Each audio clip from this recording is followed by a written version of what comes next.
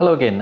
In part one of the video, we'd just looked at making the stool, and we'd looked at how to make a copy of the stool, and we'd moved on to trying to put a loop around it to make 10 copies of the same stool. So we got to the stage where I had made 10 of them, but they'd only been shifted over one place each time because I was just going up by one each time. Okay, two ways to fix that. One is to make it move a lot further. So if I made it move up to 100.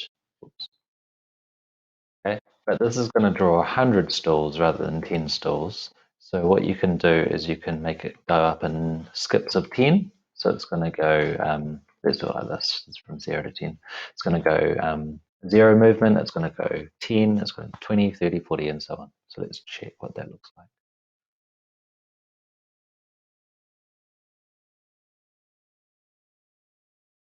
Okay, so it has, and that's better, but I didn't move it enough, did I? So I could keep playing with that.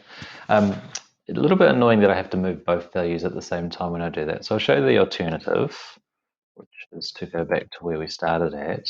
But rather than moving it by I, I'm going to make it move by a multiple of I. Okay, so we're going to use a maths operation here. It looks like this.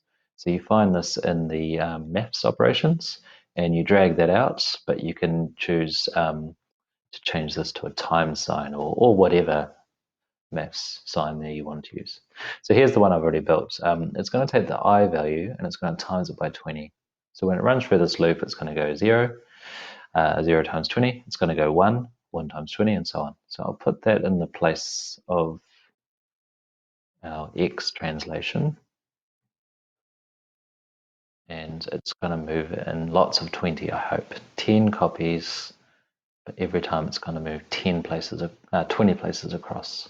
Okay, so that's probably not quite the spacing I want either, but it's at least not touching. All right, so that's two ways that you can look at spacing out things a little bit more.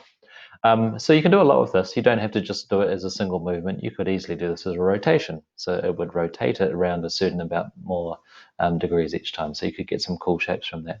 I'll show you one more, not that practical in terms of your pool, but kind of cool. Is rather than a translation, I'm going to do a color change. So there is a special color translation here that's based on numbers. And so I'll try the same thing here. Rather than having the same hue every time, I'm going to make it have a hue that depends on where it is in the loop. So it's going to be 0, then 20, and so on. So let's see what that looks like. Oh, I've got a problem. It's going to draw all of them in the same place. So let me move this guy back in.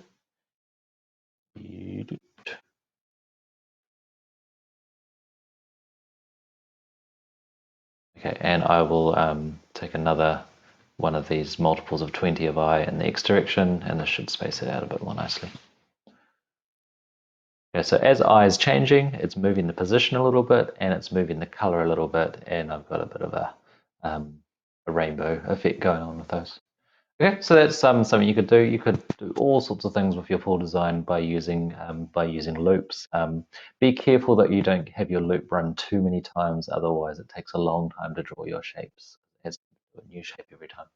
Okay, so good luck with that, and it'd be cool to see what you do.